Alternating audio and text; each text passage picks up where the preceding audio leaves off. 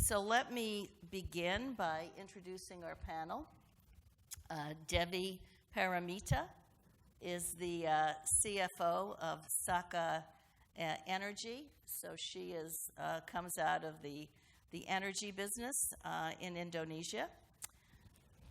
Emma Cochrane, excuse me, the American name is the one I would screw up, is the Vice President of LNG, ExxonMobil Gas and Power. Philly, and I'm allowed to call her Philly because her real name is Philaningsi, and I'm not sure I'm even close, Hendarata. And she is the director of Bank Indonesia, so our financial representative here on the panel.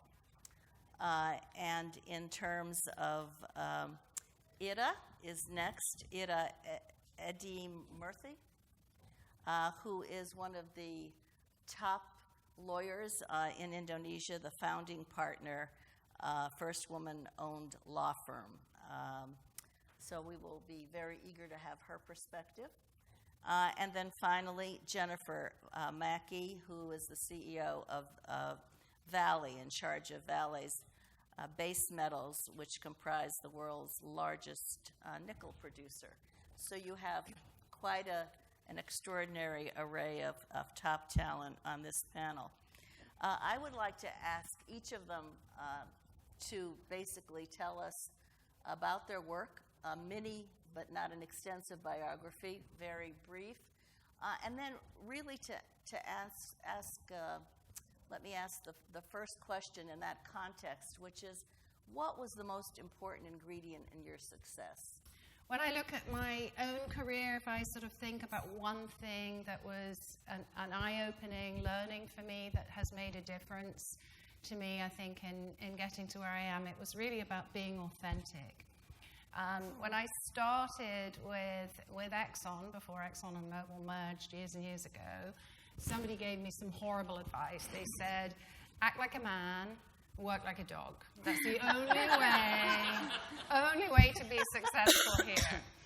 And I think for the first, early years of my career, you looked around you, all of the leadership were men. And so you try to emulate them, you try to behave like them because you think those are the leadership behaviors that are going to allow you to be successful.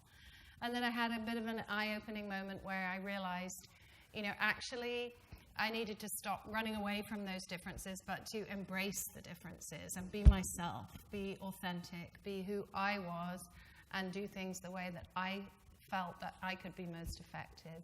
And so that's really something that as I talk to our younger folks in the company, and particularly our younger women, it's really to try to encourage them to be themselves, to be authentic. Don't try to be anyone else, that you can't be an effective leader and manager if you're not authentic. In this country, that while we have greater and greater numbers of women dominating the education realm, undergraduates, and certainly increasing majorities at graduate levels, that despite those huge numbers going into higher education, the numbers into STEM fields are less than 20%. I think I can go back to my earlier remark about gender imprisonment, that we have these stereotypes, both males and females.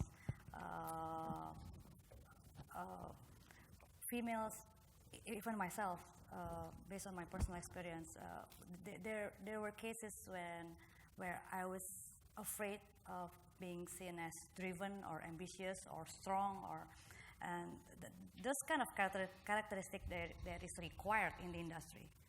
I mean, otherwise you will not survive. Like you said, you need to work like a dog. You don't need to work like a dog.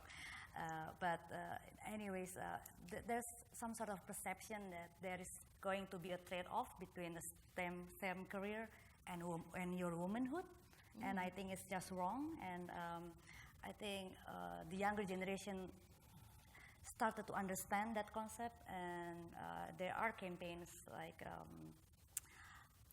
YouTube videos showing young engineers, young attractive female engineers that you can be girl and an engineer. Yes.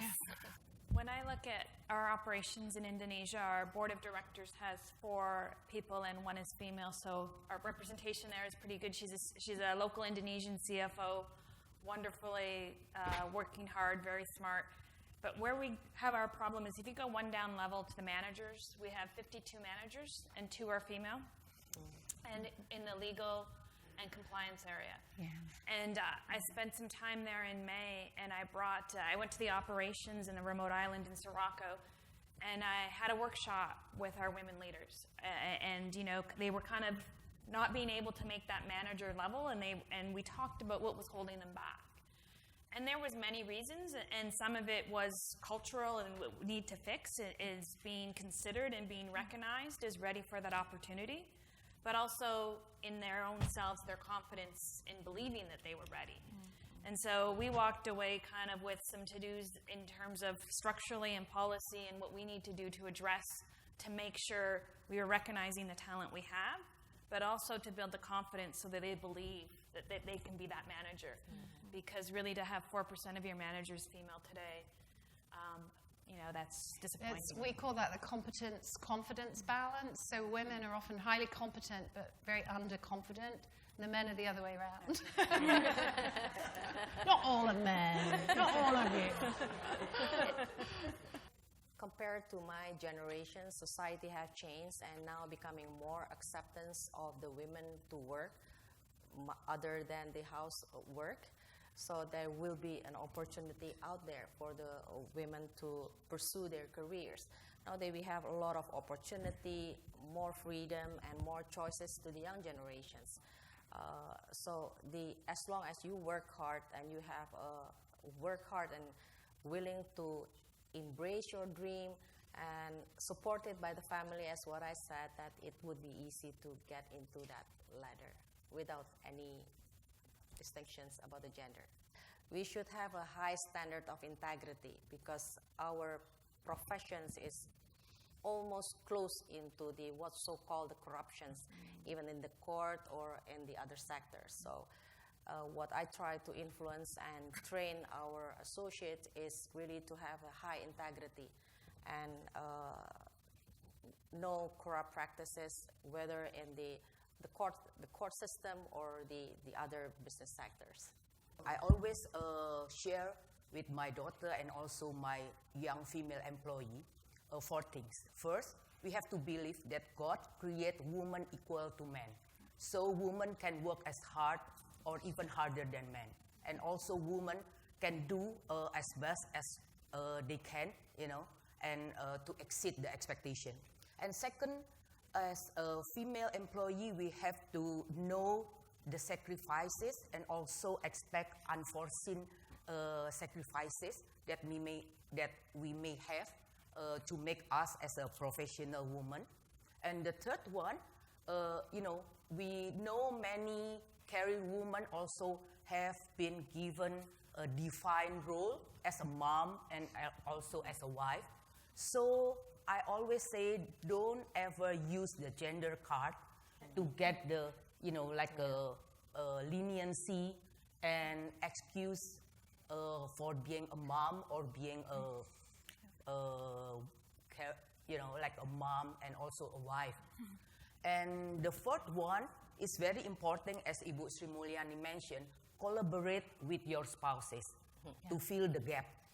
Sometimes we will ask our spouse to do our job, Sometimes we will ask our spouse to take care of our kid and then bring them to the doctor, So this is very important. And also high tolerance of its shortcoming and also the time management for both is very important. Well, I think that's all we have time for whenever I see Wayne stand up. I know there is significance in his every gesture. But I know you want to join me in thanking this extraordinary panel.